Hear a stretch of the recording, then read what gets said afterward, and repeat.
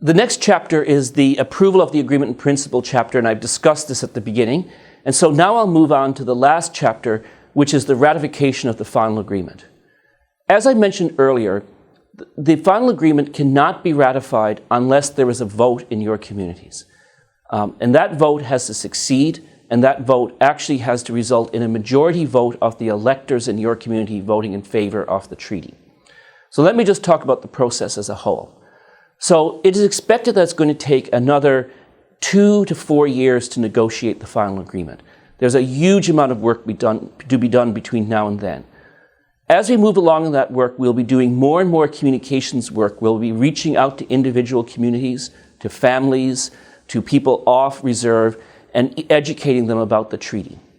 Once we get to the point where the final agreement is ready to go for approval, the various negotiators will initial the agreement, and then it will be submitted to the different governments and communities for consideration. In the case of the First Nation communities, there will be a ratification process. That process will involve the establishment of a ratification committee. There will be a process of developing a voters' roll. There will be methods for making sure that people can join the voters' roll, even if their name didn't get added before the vote actually happens.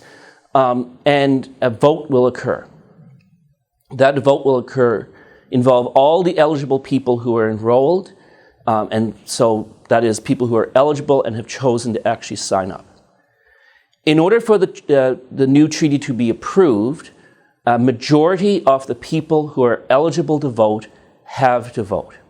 So that means even if 40% of the people show up and they all vote yes, that will not be enough to approve the treaty. The treaty requires a true majority vote of the community in order to be approved. Not voting is the same as voting no. Once the community has voted on the matter and has approved the agreement, then the federal government goes through its approval process and the provincial government goes through its approval process. For the AIP, or the agreement principle, that just required approval by each of the cabinets. In the case of a final agreement, the Parliament has to approve it in Ottawa, so that means there has to be a vote in the House of Commons and the Senate, and it has to be approved by the Governor-General. And in the province, the legislature has to vote in favor of it, and it has to be approved by the Lieutenant Governor.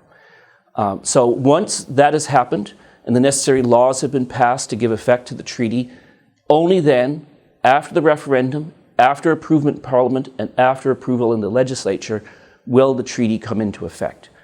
In fact, it's expected that likely it would be probably somewhere between 6 months and a year to actually bring the treaty into effect after all the votes have happened. So you'll be hearing a lot more from us in the coming years about this and learning a lot more about the final agreement once we get a true picture of what's going to be in that agreement. Thank you.